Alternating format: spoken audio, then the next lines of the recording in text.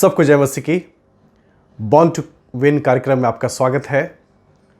मैं परमेश्वर का धन्यवाद देता हूं कि एक बार फिर से मैं परमेश्वर का वचन आपके पास लेकर आया हूं, और मैं आपको भी बहुत धन्यवाद देता हूं, जितने भी व्यूअर्स हैं आपको, आपके तमाम ईमेल्स के लिए, फ़ोन कॉल्स के लिए, और जब आप हमें लिखते हैं, व्हाट्सएप मैसेज करते हैं, उत्साहित करते हैं कि किस प्रकार से ये कार्यक्रम आपके परिवार को बदलता है, तो हमें भी उत्साह होता है कि इस कार्यक्रम को पूरे मन से करें और लगातार हम प्रभु की सेवा करें। अब बहुत अच्छा लगता है जब आपकी गवाही को सुनते हैं कि किस प्रकार से परमेश्वर आपके परिवार को बदल रहे हैं। आप चाहे भारत में या विदेशों में कहीं पर भी आप बैठकर इस कार्यक्रम को देखते हैं, आप ज़रूर से दूसरों लोगों तक भी इस कार्यक्रम को पहुंचाएं, ताकि वे भी प्रभु के वचन का आनंद ले सके और अपने जीवन को परमेश्वर के वचन के प्रकाश में देख सके। आइए, इससे पहले कि हम प्रभु के वचन को सुने, बाइबल को अपने हाथ में ले लेंगे और मेरे साथ बोले, ये मेरी बाइबल है, इसमें जो लिखा वो सत्य है, इसमें जो लिखा वो मैं हूँ, इसमें जो लिखा वो मैं कर सकता हूँ। आज मैं परमेश्वर के वचन को सुनूंगा और मैं कहता हूँ मेरा जीवन बदलने के लिए तैयार है। Hallelujah, praise the Lord. अक्सर मैं देखता हूँ कि कई कार्यक्रम में ये कई लोग जो है सिर्फ इस बात पर फोकस करते हैं कि परमेश्वर आपके जीवन को बदलेंगे, परमेश्वर आपको आशीष देंगे, परमेश्वर ये करेंगे, परमेश्वर वो करेंगे, और जो है एक ऐसा जो है टीचिंग कई बार हमें मिलने लगता है कि मसीही बन जाओ और सब कुछ अच्छा हो जाएगा।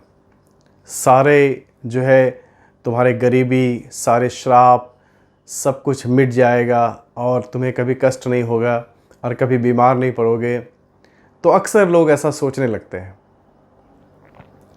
परमेश्वर तो चाहता है हमारे जीवन में अच्छे कार्य को करने के लिए, लेकिन हम विश्वासियों का भी ये कर्तव्य है कि अपने जीवन में हम कार्य करें ताकि अपने जीवन को हम बदल सके। कोई व्यक्ति जब अंधकार में इतने सालों तक जीता है, पाप में इतने सालों तक जीता है, और जब प्रभु यीशु को अपने जीवन में बुलाता है, उद्धारकर्ता के रूप में ग्रहण करता है, तो अचानक से जो है सब कुछ नहीं बदल जाता है। उसके लिए टाइम लगता है, अपने आप को डिसिप्लिन करना पड़ता है, अपने आप को सिखाना पड़ता है कि किस प्रकार से पहले मैं मसीह नहीं था, मसीह में नहीं था, मसीह के शिक्षा को नहीं जानता था, लेकिन अब जब मैं मसीह के शिक्षा को जानता हूं तो किस प्रकार से मैं अपने जीवन पर काम करूं कि मेरा जीवन बदलने लगे।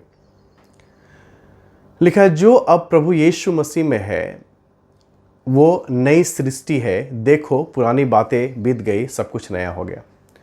लेकिन सब कुछ नया जो है अचानक से नहीं होगा, उसके लिए हमें अपने जीवन में काम करना पड़ेगा, अपने जीवन को डिसिप्लिन करना पड़ेगा। इसलिए रोमियो की पुस्तक में लिखा है कि रिन्यू योर माइंड, अपने दिमाग को, अपने मन को, अपने सोच समझ को बदलो, उसको रिन्यू करो, फिर से नया करो। सिर्फ हमारे प्राण किसी तरह बच जाए, हमारी आत्मा बच जाए, इसके लिए हमें बात नहीं करनी है, लेकिन ये जो जीवन प्रभु हमें दिया है उसको किस प्रकार से जीना है इस दुनिया में, वो भी महत्वपूर्ण है। लिखा है वचन में, तुम पृथ्वी के नमक हो और ज्योति हो। तो हमें उसके अनुसार कार्य भी करना है। हम मसीह लोग क्यों जी रहे हैं? क्या हमारा अंतिम लक्ष्य यही है कि बस स्वर्ग राज में पहुंच जाए? यदि आपने प्रभु को ग्रहण किया है, यीशु को अपना मुक्तिदाता ग्रहण किया है, तो जरूर आप स्वर्ग राज के हिस्सा हैं। लेकिन सिर्फ स्वर्ग जाना ही एक लक्ष्य नहीं है। अगर स्वर्ग जाना ही एक लक्ष्य है तो आप अभी मर जाइए और अभी चल जाइएगा स्वर्ग। लेकिन नहीं, स्वर्ग राज, परमेश्वर के साथ अनंत जीवन, वो तो है ही, लेकिन जो जीवन हमारे पास यहाँ पर है उसे भी परमेश्वर के वचन के अनुसार हमें जीना है। सिर्फ हम आशीष, चमत्कार और इन बातों के पीछे ना भागें, लेकिन हमारे हाथ में भी बहुत कुछ है जिसके द्वारा हम परमेश्वर के अनुग्रह को आकर्षित कर सकते हैं। हालेलुया। हम अपने जीवन को परिवर्तित करके एक बड़ा बदलाव हम ला सकते हैं। यदि आप पहली कलीसिया को देखें तो वो कलीसिया जो है बहुत वाइब्रेंट कलीसिया थी, वो प्रभु के पीछे चलने वाली कलीसिया थी। मैं आपको बता रहा हूं आज learning to be a good believer, एक अच्छा विश्वासी होने के विषय में सीखना। Learning to be a good believer, कैसे हम एक अच्छे विश्वासी हो सकते हैं, कैसे हम कलीसिया में एक अच्छे विश्वासी हो सकते हैं। कलीसिया में सिर्फ दो प्रकार का रिश्ता रहता है, एक शेपर्ड और दूसरा शीप, एक चरवाहा दूसरा भेड़। वहां पर बिच्छू, कीड़े मकोड़े, छिपकली बनने की जरूरत नहीं है, मगरमच्छ बनने की जरूरत नहीं है, लोमड़ी बनने की जरूरत नहीं है। भले आप हो सकता है कि लोमड़ी का नेचर हो सकता है बिच्छू का नेचर हो, लेकिन जब हम मसीह में आ जाते हैं, कलीसिया के हिस्सा हो जाते हैं, तो दो ही रिश्ता है, या तो चरवाहा है या भेड़ है। यदि आप चरवाहा है तो चरवाहा बन के काम कीजिए, यदि भेड़ है तो एक अच्छा भेड़ बनिए, एक अच्छा विश्वासी बने, और उसके अलावा कोई रिश्ता नहीं है। आज कलीसिया के अंदर विश्वासियों को यह सोचना पड़ेगा कि क्या मैं एक अच्छा विश्वासी हूं, क्या मैं कलीसिया के उत्थान के लिए, लोगों के उत्थान के लिए, प्रभु के राज्य के लिए अपने जीवन को बदल रहा हूं या ना बदल रहा हूं। आपको और मुझे अगर सीखना है तो हम पहली कलीसिया से सीख सकते हैं। आप मेरे साथ निकालें प्रेरितों के काम उसका 4 अध्याय, और हम 32 पद को देखेंगे। ऐसा लिखा है, विश्वास करने वालों की मंडली एक चित्त और एक मन की थी, और यहां तक कि कोई भी अपने संपत्ति अपनी नहीं कहता था, परंतु सब कुछ साझे का था। देखिए, विश्वास करने वाले की मंडली यानी कि पहली कलीसिया, उन दिनों ऐसा हो रहा था कि आप प्रेरितों के काम 2 अध्याय में देखेंगे तो 3000 लोग प्रभु को ग्रहण कर लेते हैं। फिर 4 अध्याय में देखेंगे 5000 लोग प्रभु को ग्रहण कर लेते हैं। फिर 6 अध्याय में देखेंगे कि मल्टीट्यूड, बड़े याजक लोग जो है वो भी प्रभु को ग्रहण करते हैं। यानी कि वो कलीसिया जो है दिन प्रतिदिन बढ़ रही थी। लेकिन उस समय सताव भी बढ़ रहा था। जब जब कलीसिया बढ़ती है तो उस समय सताव भी बढ़ रहा था। और पीटर और जॉन जो है वो दोनों बंदीगिरी में थे, और एक क्राइसिस भी चल रहा था वहां पर। तो उस समय जो है कलीसिया किस प्रकार जो है ऑपरेट करती थी, किस प्रकार लोग सीख रहे थे कि एक अच्छा बिलीवर बनने। सारे लोग जो है अंधकार में थे, प्रभु को नहीं जानते थे, अपने पाप में डूबे पड़े हुए थे।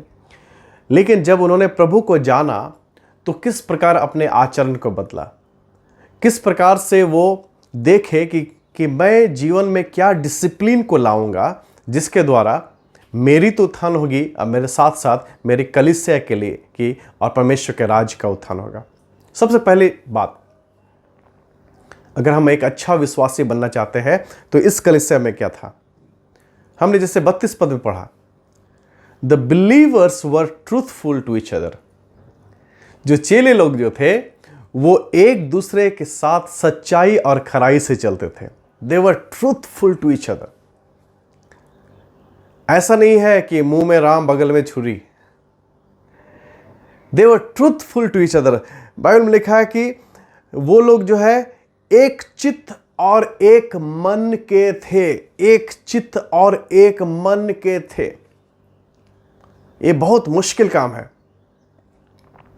One hearted and one soul, English में ऐसा लिखा हुआ। बहुत मुश्किल है मित्रों। बाइबल के लगभग 14 पत्री अगर इब्रानी के पुस्तक को भी ले तो पौलुस जो लिखता है वो कलीसिया में जो समस्या है उसको समाधान करने के लिए लिखता है, शिक्षा देने के लिए लिखता है कि यदि समस्या हो तो उसका समाधान इस प्रकार करो। कलीसिया सिद्धता की ओर बढ़ रही है, सिद्ध नहीं है, सिद्धता की ओर बढ़ रही है। लिखा we are living stones. Dead stones के साथ काम करना बड़ा मुश्किल है, कठिन है। समझिए लिविंग स्टोन्स के साथ काम करना कितना मुश्किल होगा। मान लीजिए आप एक भवन बना रहे हैं और आपने नींव डाली, बहुत मेहनत किया, पूरा दिन मेहनत किया और आपने नींव डाली, अलग अलग पत्थर को वहां पे लगाया और शाम को जब घर चले जाते हैं दूसरे दिन उत्साहित होकर जाते हैं कि उस नींव पर आप जो है अभी दीवार बनाएंगे और भवन का निर्माण कर रहे हैं आप। और आप जैसे वहां पहुंचते हैं उस साइट पे, सारे डेड स्टोन्स जो है वो लिविंग स्टोन्स बन जाते हैं, सब जिंदा हो जाते हैं।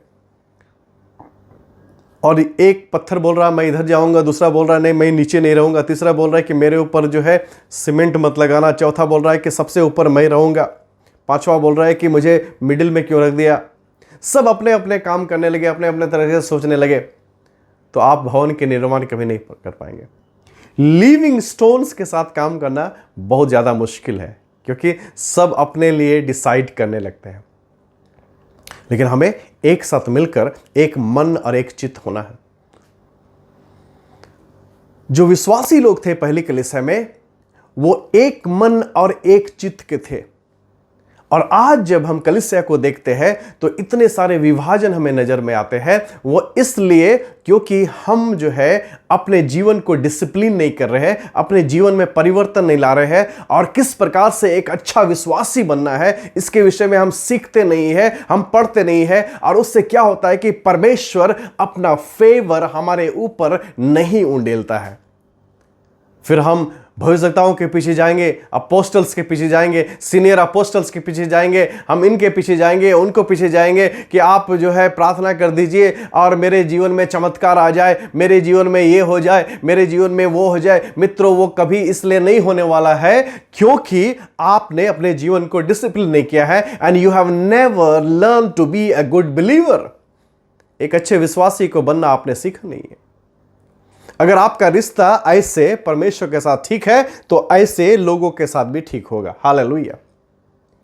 हम सोचते हैं अरे चलो ठीक है यार, हम बाइबल पढ़ते हैं, प्रार्थना करते हैं, अकेले में पढ़ते हैं, परिवार को बोलते हैं, किसी को घर में बोलते हैं, किसी को दिखा के पढ़ना है क्या? हाँ, दिखा के पढ़ना जरूरी है। कम से कम आपको दिखा के पढ़ने से दूसरे लोग उत्साहित होकर पढ़ने लगे।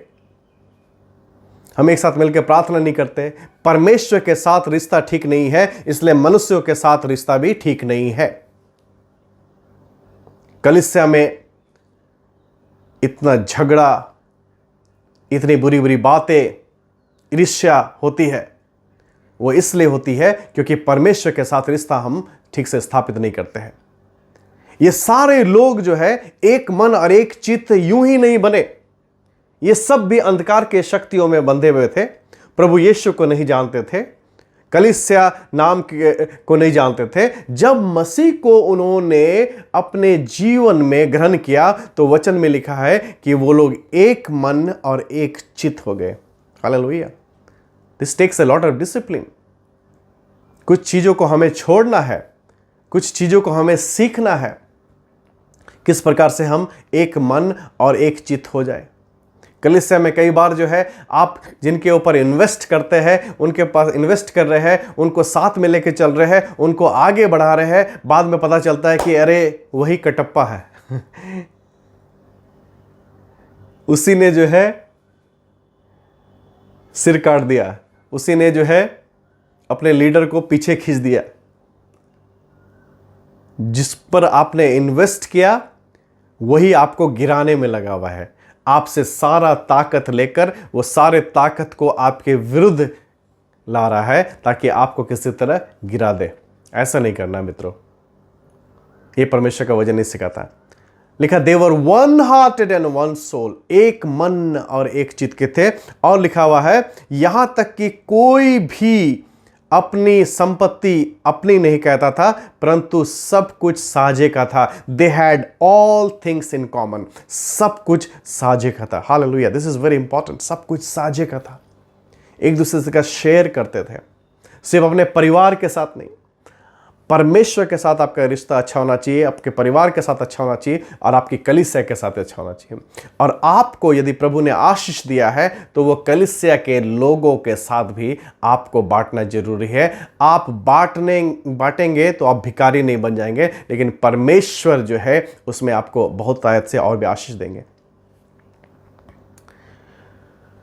They had everything in common, सब कुछ जो है वो कॉमन था, साझे का था। एक दूसरे के नीड को देखते थे वो लोग और दूसरे की मदद करते थे। कहाँ आप चमत्कार के पीछे भागे जा रहे हैं, अरे चमत्कार चमत्कार, ये व्यक्ति के पास जाओ, उससे जाओ, उससे जाओ। और कई प्रचारक जो है सिर्फ चमत्कार चमत्कार चमत्कार, आशीष आशीष आशीष आशीष, ये हो जाएगा प्रभु, वो कर देंगे, ये कर देंगे, वो कर देंगे। लेकिन आज हमें सीखने की जरूरत है कि हम एक अच्छा विश्वासी कैसे बने। मेरा कितना रोल इंपॉर्टेंट है कलीसिया में, परमेश्वर के राज्य में। हालेलुया। दूसरी बात हम लोग देखते हैं, the believers work together in and outside the church. The believers work together in and outside the church. विश्वासी लोग कलीसिया के अंदर और कलीसिया के बाहर एक साथ काम करते थे। लिखा है 33 पद में, प्रेरित बड़ी सामर्थ से प्रभु यीशु के जी उठने की गवाही देते रहे और उन सब पर बड़ा अनुग्रह था। 34 में, उनमें कोई भी दरिद्र न था, क्योंकि जिनके पास भूमि या घर थे वे उनको बेच बेचकर बिकी हुई वस्तुओं का दाम लाते और उसे प्रेरितों के पांव पर रख देते थे।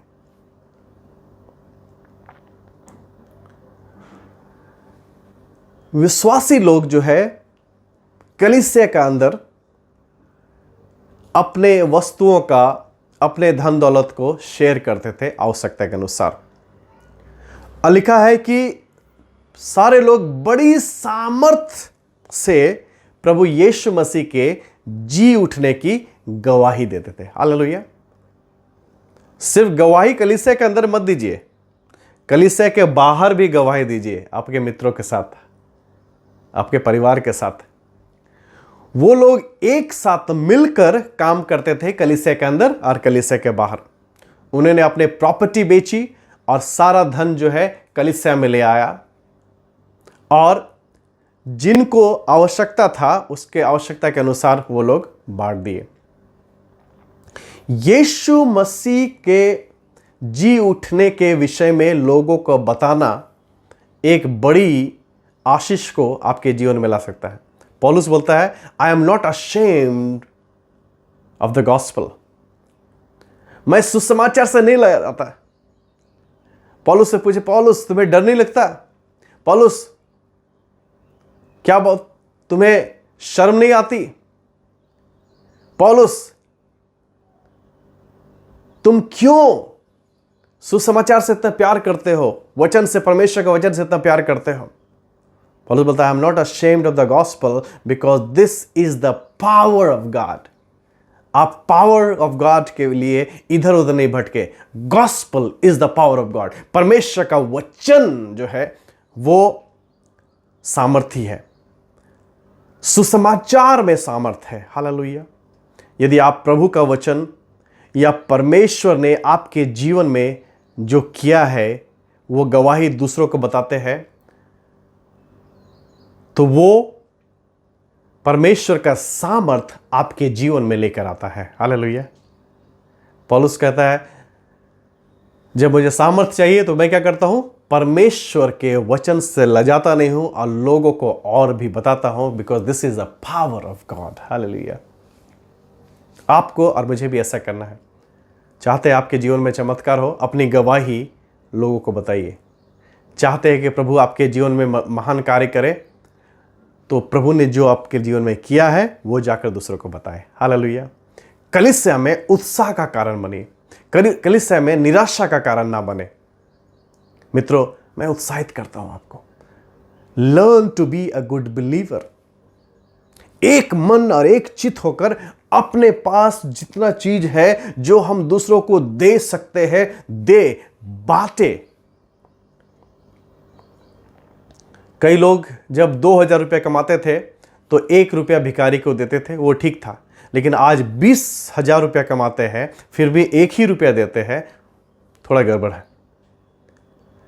चंदे में, कलीसिया में अपना वॉलेट निकालते हैं या पर्स निकालते हैं, उसमें से अगर आप सबसे छोटा नोट देख रहे हैं निकाल के तो गलत है। उसका मतलब आपका ट्रांसफॉर्म नहीं हुआ है आपका मन। Believers walk together inside the church and outside the church. Number 3, learning to be a good believer. तीसरी बात, वो लोग क्या करते थे जो हम लोग सीख सकते हैं। Believers attracted God's favor. ये विश्वासी लोग जो है परमेश्वर का अनुग्रह को अपने जीवन में आकर्षित किए।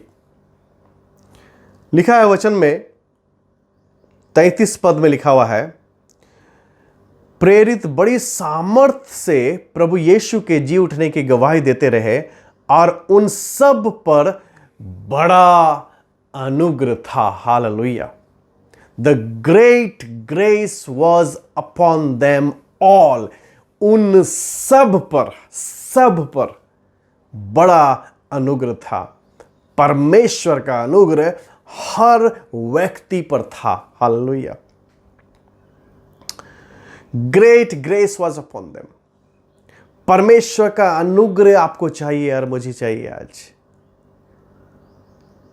अनुग्रह क्या है? अनुग्रह वो है जिसके लिए हमने काम नहीं किया और प्रभु ने देखा कि ये विश्वासी है, प्रभु ने देखा कि ये योग्य है, प्रभु ने देखा कि मैं यदि इसके जीवन में काम करूं तो इसके जीवन के द्वारा मैं अपनी योजनाओं को फुलफिल कर सकता हूं। हालेलुया। कई बार परमेश्वर हमारे जीवन में अनुग्रह इसलिए नहीं उंडेल रहा है, बड़े अनुग्रह को इसलिए नहीं उंडेलता है क्योंकि हमने अपने आप को डिसिप्लिन नहीं किया है। We get so busy with the blessing of God and then we forget God. हम परमेश्वर के आशीषों में इतने लवलीन हो जाते हैं कि परमेश्वर को ही भूल जाते हैं। एक व्यक्ति मेरे चर्च में आया, बोला, पादरी साहब मेरे लिए प्रार्थना कर दीजिए, मुझे जॉब चाहिए। मैंने उसके लिए प्रार्थना कर दिया, परमेश्वर की स्तुति हो, उसे जॉब मिल गई। जॉब मिलने के बाद वो कलीसिया से गायब हो गया। कई दिनों के बाद वो कलीसिया आया। मैंने पूछा, भाई कहाँ हो आजकल? कलीसिया नहीं आते हैं? भैया ये जॉब जो मुझे मिल गया है ना, उस जॉब में इतना बिजी हो गया हूँ कि संडे को ही भी फुर्सत मिलता है, अभी आ नहीं पाते। मैंने बोला, देखो जब तुम्हारे पास जॉब नहीं था तो प्रभु कहते थे, अब तुम्हारे पास जॉब हो गया, प्रभु ने आशीष दी है, तुम आशीष के साथ इतने बिजी हो गए हो कि प्रभु को भूल गए हो, कलीसिया को भूल गए हो। क्या जब तुम जॉब खो दोगे तब कलीसिया वापस आओगे? यही हो जाता है। हम परमेश्वर को छोड़कर परमेश्वर की आशीषों पर अपने आप को केंद्रित कर देते हैं।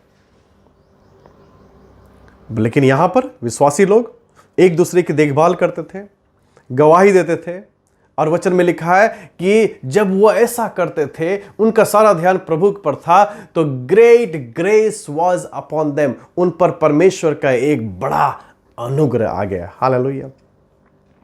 दे वर नॉट लैकिंग एनीथिंग। क्या लिखा हुआ 34 पद में? उनमें कोई भी दरिद्र ना था। कोई भी दरिद्र नहीं था। यदि आपकी कलीसिया में कोई दरिद्र है, आपको रिस्पॉन्सिबिलिटी लेनी है उनकी दरिद्रता को खत्म करने के लिए। हालेलुया। कोई दरिद्र नहीं था, बल्कि लिखा हुआ 34 पद में, क्योंकि जिनके पास भूमि या घर थे वे उन्हें बेच कर बिक्री हुई वस्तुओं का दाम लाते और प्रेरितों के पांव पर रखते थे।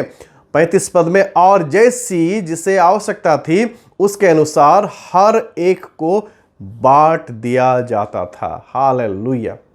It is your responsibility to take care of the people, love God and love people. आपसे प्रभु को प्यार करते हैं, लोगों को प्यार नहीं करते तो आपका प्यार अधूरा है। लिखा है कि सारे लोग एक दूसरे की देखभाल करते हैं, प्रेम करते थे एक दूसरे से, गवाही बांटते थे, और परमेश्वर का बड़ा अनुग्रह उनके जीवन पर आया। आपके लिए भी हो सकता है। आप इधर उधर मत ताकिए, यहाँ वहाँ मत भागिए कि मेरा चमत्कार कहाँ से आएगा। आपका चमत्कार प्रभु से आएगा, लेकिन आपको भी अपने जीवन को डिसिप्लिन करना है। Let's learn to be a good believer. अच्छा विश्वासी बनना सीखिए। एक मन और एक चित होइए। लोगों से अपने जीवन में जो बातें हैं उसको साझा कीजिए। प्रभु यीशु की गवाही लोगों तक बचाइए। सेल्फिश ना होइए, अपने पास ही मत रखें, दूसरों तक भी पहुंचाइए। यदि आप ऐसा करेंगे तो क्या होगा, एक महान अनुग्रह जो है आपके जीवन में आएगा। हालेलुया। क्या आप चाहते हैं ऐसा हो? परमेश्वर नहीं चाहता कोई भी अच्छी वस्तुओं को अपने बच्चों से छिपा कर रखे, लेकिन हम चाहते हैं। क्यों? क्योंकि हम अपने आप को प्रिपेयर नहीं करते हैं। अपने आप को प्रिपेयर कीजिए, तैयार कीजिए। Let's learn to be a good believer. एक अच्छा विश्वासी बने। अपने पासवान के लिए, अपने पास्टर के लिए एक सहायक बनिए, एक मददगार बनिए। कलीसिया को आगे बढ़ाने के लिए कार्य कीजिए। परमेश्वर आपका बहुत आशीष दे। आइए मैं प्रार्थना करता हूँ। प्रभु यीशु मसीह, इसमें प्रार्थना करते सारे व्यूअर्स के लिए प्रभु, हम जानते हैं परमेश्वर, हम अंधकार से ज्योति में आते हैं, लेकिन कई बार अंधकार की बातें हमारे जीवन में होती है, जैसे गाली बकना, लोगों को नीचा देखना, लोगों को नीचा समझना, एक दूसरे से बैर की भावना रखना, लालच, ईर्ष्या, ये सारी बातें खुदावन हमें और भी पीछे खींचती है। प्रभु यीशु मसीह, ये सारी बातें हम जानते हैं कि हमारे चमत्कार को, हमारे एक ऊपर जो महान अनुग्रह आप देना चाहते हैं उसको रोकती है। यीशु मसीह, होने दीजिए जितने लोग इस प्रोग्राम को देख रहे हैं वो अपने जीवन में झांक सके कि कौन कौन सी बातें जो है इन्हें अपने जीवन से निकालनी है, ताकि एक महान अनुग्रह इनके जीवन पर भी उंडले। धन्यवाद देते परमेश्वर, आप हमेशा हमारी प्रार्थना को सुनते हैं। हमें मदद कीजिए प्रभु, ताकि हम भी अपने जीवन को बदल सके और पहली कलीसिया से हम सीख सके। इस विनती को यीशु मसीह के नाम से मांगते हैं, आमीन। May God continue to bless you.